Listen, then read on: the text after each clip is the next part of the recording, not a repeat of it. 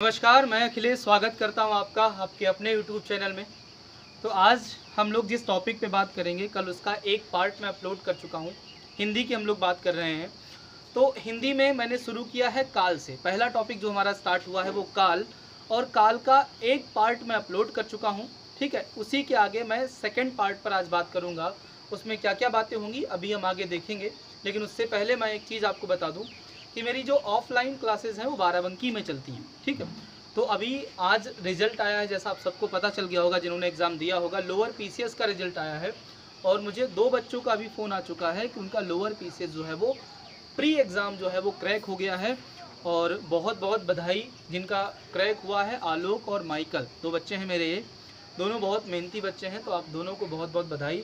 और मेंस के लिए जो है आप बहुत अच्छे से लग जाइए। बस आपको ये मान के चलना है कि इस बार आपको जो है मेंस निकाल कर ये नौकरी लेनी ही लेनी है। चलिए टॉपिक पर आते हैं। तो जैसा आप सबको पता है कि हम लोग क्या पढ़ रहे हैं इस समय, काल पढ़ रहे हैं। ठीक है, लास्ट वाले वीडियो में मैं आपको बता चुका हूँ कि काल जो है वो 3 प्रकार का होता है। अगर इसको हम बांटे तो ये 3 प्रकार का होता है। एक मैं आपको बता चुका हूँ, क्या बताया था मैंने आपको, भूतकाल बताया था। भूतकाल के बाद आज जो हमारी बात होगी वो किस पर होगी, भविष्य काल पर होगी। और भविष्य काल के बाद यानी भूतकाल, सेकंड वन आपका भविष्य काल, और तीसरा जो है वो कौन सा हो जाएगा, वर्तमान काल। ठीक, तो भूतकाल के बारे में मैंने आपको कल बता दिया था कि इसके 6 भेद होते हैं। आज हम भविष्य काल की बात करेंगे। भविष्य काल के कितने भेद होते हैं, 3 भेद होते हैं। इसके 6 भेद कौन कौन है, एक बार मैं फिर से रिकैप कर दूं। एक आपका सामान्य भूत होता है, एक पूर्ण भूत होता है, एक अपूर्ण भूत होता है, एक संदिग्ध भूत होता है, एक आपका आसन्न भूत होता है, और एक हेतु मद हेतु या हेतु मद भूत होता है। क्लियर है इतनी बात। चलिए आज जो हमारी बात होगी वो किस पर होगी, भविष्य काल पर बात होगी। इस वीडियो में हम केवल और केवल जो है वो भविष्य काल के जो 3 पार्ट होते हैं उन पर बात करेंगे। इसकी बात इसलिए नहीं करेंगे क्योंकि वीडियो बहुत लंबा हो जाता है, तो फिर जो है आप लोग नहीं देखते हैं, और नहीं देखते हैं तो फिर वीडियो बनाने का कोई मतलब नहीं होता है। चैनल आप जानते हैं नया है, तो फिर आप जो ही 300-400 लोग हो वही देखने वाले हो। और अगर आप लोग नहीं देखेंगे पूरा वीडियो, मैं अगर बड़ा बना देता हूँ, तो फिर वो मेहनत जो है वो बेकार चली जाती है। इसलिए छोटे छोटे वीडियो हैं, इनको आप ज़रूर पूरा देखिए, जिससे थोड़ा बहुत मुझे भी बेनिफिट हो। चलिए, तो भविष्य काल की हम लोग जो है आज बात करेंगे। अब भविष्य काल की अगर बात करें, ध्यान दीजिएगा,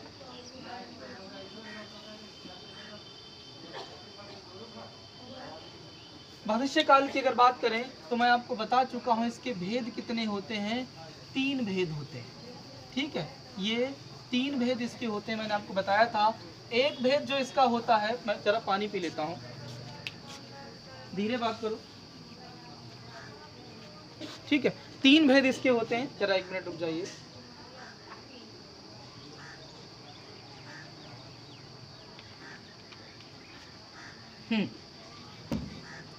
देखिए, एक होता है, ध्यान दीजिएगा, एक होता है सामान्य भविष्य,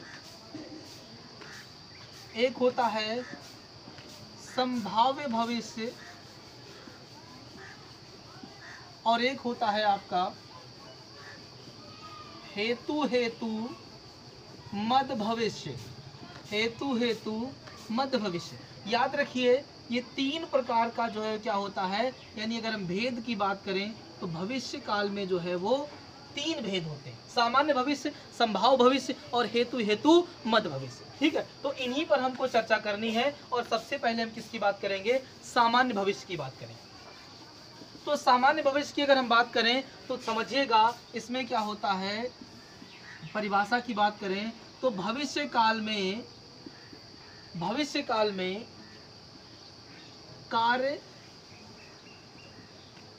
सामान्य अवस्था में, कार्य के सामान्य अवस्था में होने का बोध होता है, होने का बोध होता है। देखिए, आप कहेंगे सर ये तो सिंपल सा है, कैसे हम अलग अलग पहचानेंगे। तो जब आप तीनों पढ़ लेंगे, सामान्य भविष्य, संभाव्य भविष्य और हेतु मद भविष्य, तो भविष्य का कोई भी आपके सामने वाक्य होगा, आसानी से उसको क्या कर पाएंगे आप, उसमें विभेद कर पाएंगे कि ये फलाने का है, ये भविष्य का है, ये संभाव का है, ये सामान्य का है और ये हेतु मद का है। ठीक है, तो आपको टेंशन नहीं लेनी है, आराम से आप समझते रहिएगा। एग्जाम्पल की अगर हम बात करें तो इसमें जैसे मैंने एग्जाम्पल में देखा, सिंपल सा सेंटेंस मैंने कहा कि वह खाना खाएगी। भाई ना तो खाना खा रही है मतलब प्रेजेंट का नहीं है, ना वह खाना खा चुकी है मतलब पास्ट का भी नहीं है। सेंटेंस कैसा है? सेंटेंस फ्यूचर का है और सामान्य सी बात की जा रही है, ना तो इसमें कोई संभावना प्रकट की जा रही है और ना ही इसमें कोई कंडीशन है। ना इस फ्यूचर के सेंटेंस में यानी भविष्य के इस सेंटेंस में, वाक्य में ना तो कोई संभावना है और ना ही कोई कंडीशन है, तो जाहिर सी बात है ये क्या हो जाएगा? आपका सामान्य भविष्य का वाक्य हो जाएगा। ठीक है, जैसे एक और मैंने लिखा कि बच्चे खेलने जाएंगे, बच्चे खेलने जाएंगे। ठीक है, सिंपल सी बात, ना तो इसमें कोई संभावना और ना ही कोई इसमें कंडीशन है, यानी एक वाक्य दूसरे वाक्य पर निर्भर नहीं है, एक कार्य का होना दूसरे कार्य के होने पर निर्भर नहीं है, तो ये कैसा हो जाएगा? आपका सामान्य भविष्य वाला सेंटेंस हो जाएगा। ठीक है, जैसे एक और अगर मैं बोलूं कि दीपक अखबार बेचेगा, दीपक अखबार बेचेगा। ठीक है, तो इसमें भी ना कोई कंडीशन ना कोई संभावना, कैसा हो जाएगा? फ्यूचर का है तो सामान्य भविष्य का सेंटेंस हो जाएगा। ठीक है, ये दोनों नहीं है इसमें, तो बचा क्या? यही वाला बचा। उम्मीद करता हूँ ये जो सामान्य भविष्य के सेंटेंस होते हैं वो आपको समझ में आए होंगे। ज़्यादा से ज़्यादा इनको प्रैक्टिस कीजिए, आ जाएंगे समझ में। ठीक है, जैसे एक और मैं लिख सकता हूँ, वह पढ़ेगा। ठीक है, भविष्य में उसको काम करना है, ना संभावना है ना कंडीशन है, तो क्या हो जाएगा? सामान्य भविष्य हो जाएगा। क्लियर है? चलिए आगे बढ़ते हैं। अगला जो हमारे पास है, यानी सामान्य भविष्य हो गया है, अगला जो हमारे पास है वो संभाव्य भविष्य है। अब संभाव्य भविष्य क्या करता है? ठीक है, समझिए, भविष्य काल में कार्य के होने को लेकर संभावना का बोध होता है। यानी आपको इसमें इस प्रकार के वाक्य दिखाई देंगे कि भविष्य काल में कोई काम होना है, उसको लेकर केवल संभावना प्रकट की जा सकती है कि शायद ऐसा होगा, शायद वैसा होगा, संभव हो कल बारिश हो। इस प्रकार के सेंटेंस दिखाई देते हैं, जैसे संभवतः कल बारिश हो। ठीक है, या होगी, संभवतः कल बारिश हो, ये आपका पहला सेंटेंस। भाई देखो, इसमें फ्यूचर की बात हो रही है, यानी फ्यूचर तो है और साथ ही साथ इसमें क्या है? संभावना प्रकट की जा रही है, तो सामान्य तो है नहीं, कंडीशन है नहीं, यही वाला आपका बचा है। क्लियर है मेरे दोस्त? चलिए सेकंड अगर सेंटेंसेस में हम देखें तो एक और सेंटेंस अगर देखेंगे, शायद कल रवि आए। ठीक है, हो सकता है ना रवि आए, संभावना केवल प्रकट की जा रही है, रवि का मूड बदल सकता है, रवि आने से मना कर सकता है। ठीक है, लेकिन अभी हम क्या कर रहे हैं? संभावना प्रकट कर रहे हैं। फ्यूचर में कोई काम होना है, उसकी संभावना अगर हम प्रकट कर रहे हैं तो संभाव भविष्य वाला वाक्य हो जाएगा। और अगर हम देखें एक और सेंटेंस तीसरा, शायद तुम परीक्षा में मुझसे अधिक नंबर ले आओ। ये भी संभावना प्रकट की जा रही है। शायद जो है यानी अभी रिजल्ट तो आया नहीं है, रिजल्ट आने वाला है और मैं संभावना ये कर रहा हूँ कि शायद भैया जो है तुम्हारे नंबर क्या होंगे, मुझसे अधिक होंगे। हो सकता है कि भाई साहब कुछ गड़बड़ करके आए हों, गोला गलत भर के आए हों, हमारे नंबर ज़्यादा हो जाए, लेकिन हमको ऐसा लग रहा है कि शायद इनके नंबर ज़्यादा हों। क्या हो जाएगा? संभाव भविष्य हो जाएगा। उम्मीद करता हूँ ये वाला भी आपको जो है समझ में आया होगा। ठीक है, आ रहा मेरे भाई, आ जाए तो कमेंट में ज़रूर बताइयो। ठीक है, बताइयो तो भैया मजा आइए। चलो अब इसके बाद अगर हम बात करें तो अगला हमारे पास कौन है? हेतु मदहेतु भविष्य। हेतु मदहेतु भविष्य मतलब क्या है? आप जानते हैं ये आपका जो है वो कंडीशनल फ्यूचर है। यानी इसमें क्या होगा? वहाँ पर क्या था? भूतकाल में एक कार्य के होने या ना होने पर दूसरे कार्य का होना या ना होना डिपेंड था, तो वो क्या था आपका हेतु, हेतु मद भूत। अब यहाँ पर क्या होगा, भविष्य काल में एक कार्य के होने या ना होने पर दूसरे कार्य का होना या ना होना निर्भर करता है, तो वहाँ पर क्या हो जाएगा आपका हेतु, हेतु मद भविष्य। यानी हम क्या लिखेंगे कि इसमें भविष्य काल में एक कार्य के होने या ना होने पर दूसरे कार्य का होना या ना होना निर्भर करता है, निर्भर करता है। क्लियर है, निर्भर करता है। ठीक है, एग्जाम्पल देखेंगे। जैसे मैंने कहा यदि छुट्टियां हुई तो मैं आगरा जाऊंगा, यदि छुट्टियां हुई तो मैं आगरा जाऊंगा। अच्छा, ये काम कर लेते हैं, छुट्टियां हो रही हैं, वैसे भी यहाँ लिखने में क्या जाता है, आगरा क्यों जाएं, हम अच्छी जगह जाएंगे, घूमेंगे, एफिल टावर देखेंगे। हम लोग कहाँ जाएंगे, पेरिस जाएंगे। ठीक है, कोई दिक्कत तो नहीं। आप चाहें तो गोवा कर लें, जहाँ भी आपका मन करे ले जाएं, आप खुद जाएं और साथ में जो भी आपको हो सहेला सहेली उसको भी ले जाएं। ठीक है, एंजॉय करें। वैसे भी कोरोना चल रहा है, ज़्यादा एंजॉय ना करें। यदि छुट्टियां हुई तो मैं पेरिस जाऊंगा। ठीक है, याद रखो, यदि छुट्टियां हुई तो, यानी अभी छुट्टियां हुई नहीं है। ये सेंटेंस किसका हो गया, ये सेंटेंस हो गया फ्यूचर का। ठीक है, मैं पेरिस जाऊंगा मतलब मैं पेरिस अभी गया नहीं हूँ, मैं फ्यूचर की बात कर रहा हूँ, तो ये वाला भी सेंटेंस क्या हो गया, फ्यूचर का।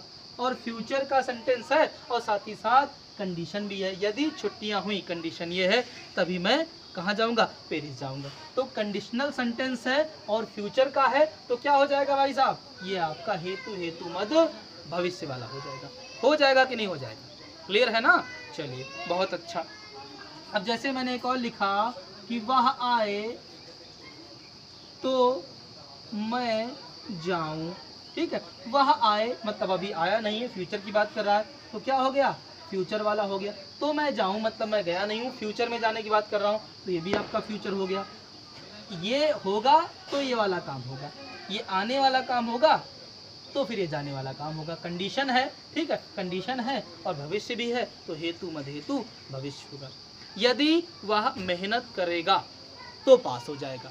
ठीक है, यदि वह मेहनत करेगा तो पास हो जाएगा। यदि वह मेहनत करता तो पास हो जाता, दोनों चीज़ों में अंतर है ना। यदि वह मेहनत करेगा तो पास हो जाएगा, फ्यूचर की बात हो रही है तो हेतु मद हेतु भविष्य हो जाएगा। यदि वह मेहनत करता तो पास हो जाता, भूत की बात हो रही है तो हेतु मद हेतु भूत हो जाएगा। ठीक है, कोई दिक्कत इसमें, दिक्कत उम्मीद करता हूँ आपको नहीं होनी चाहिए। तो उम्मीद कर रहा हूँ कि भविष्य काल जो तीन जिसके भेद होते हैं, वो तीनों भेद आपको जो है आसानी से समझ में आ गए होंगे। अगर आ गए हों दोस्त तो कमेंट बॉक्स में ज़रूर बताना। क्या मिलती है इससे, एनर्जी मिलती है, एक मोटिवेशन मिलता है। किसी एक को भी अगर समझ में आता है तो भैया जो है वो काम सफल हो जाता है। आपको पहले से आता है तो बहुत अच्छी बात है, अगर नहीं आता है आ जाता है तो फिर मज़ा ही आ जाता है। अब इस वीडियो में एक क्वेश्चन जो है, इस वीडियो में एक क्वेश्चन जो है वो बढ़िया सा क्वेश्चन मैं आपसे पूछ रहा हूँ, यहाँ पर लिखे भी दे रहा हूँ और उसको कमेंट बॉक्स में ज़रूर आप बताएंगे। ये क्वेश्चन बड़ा शानदार है और आपको बताना है। ठीक है, क्वेश्चन क्या है वो आप समझ लीजिएगा।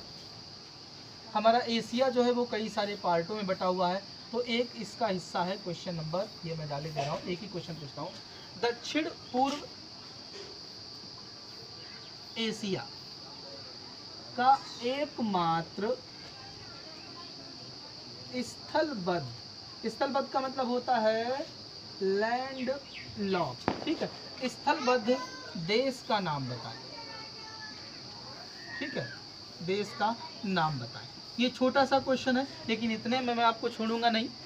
इसमें जब आप इस क्वेश्चन को सर्च करेंगे तो आपको जो उत्तर मिलेगा, ठीक है, अब आपके सामने किसी देश का नाम आएगा, कोई भी देश होगा यहाँ पर। ठीक है, जो देश आपको मिलेगा उत्तर में, फिर उसके बारे में बताना है कि वो आसियान और WTO यानी वर्ल्ड ट्रेड ऑर्गेनाइजेशन, ठीक है, का सदस्य कब बना। का सदस्य कब बना। ये जो आपको यहाँ पर देश का नाम मिलेगा उस देश के बारे में बताना है कि वो आसियान और WTO का सदस्य कब बना है, ये आपको बताना है। साथ ही जो आपको उत्तर मिला है इसके बारे में, यहाँ पर जो बिजली है यानी जो विद्युत हैं उसकी अपार संभावनाएं हैं, विद्युत की अपार संभावनाएं हैं यहाँ पर, ठीक है। इसलिए इसको एक विशेष नाम दिया गया है, उस विशेष नाम के बारे में भी आपको जो है कमेंट करना है, ठीक है। तो समझ गए हैं आपको क्या करना है। दक्षिण पूर्वी एशिया का एकमात्र जो स्थलबद्ध यानी लैंड लॉक जो कंट्री है, चारों तरफ से जो है वो स्थलीय सीमाओं से घिरा हुआ है, उसका नाम बताना है आपको। और जो नाम देश का होगा फिर उस देश के बारे में आपको बताना है कि वो आसियान और WTO का सदस्य कब बना, और जो देश होगा उसके वहाँ पर बिजली यानी विद्युत की अपार संभावनाएं हैं तो उसको एक विशेष नाम दिया गया है, उस नाम के बारे में भी आपको बताना है, ठीक है। उम्मीद करता हूँ ये वीडियो पसंद आया होगा, और जो लाल वाला बटन है दोस्त वो सब्सक्राइब कर लें, पूरा वीडियो देखें, जल्दी सब्सक्राइबर बढ़वाएं। मैं आपको बहुत बढ़िया सा कंटेंट दूंगा, आपकी तैयारी जो है बहुत तरीके से करवाऊंगा। प्लीज़ सब्सक्राइब करें, वीडियो पूरा देखें, वीडियो को लाइक करें और कमेंट करना बिल्कुल ना भूलें, क्योंकि कमेंट जब मैं आपके पढ़ता हूँ तो एक अजीब सी फीलिंग आती है, अच्छा बुरा जो भी आपको लगता है, जो भी कमियाँ आप बताएं, कमियाँ होंगी मैं सुधार करूँगा, और कुछ अच्छा लगता है वो भी आप लिख सकते हैं, क्योंकि दोनों चीज़ें आती हैं तो फिर मज़ा आता है, बैलेंस बना रहता है। Thank you very much.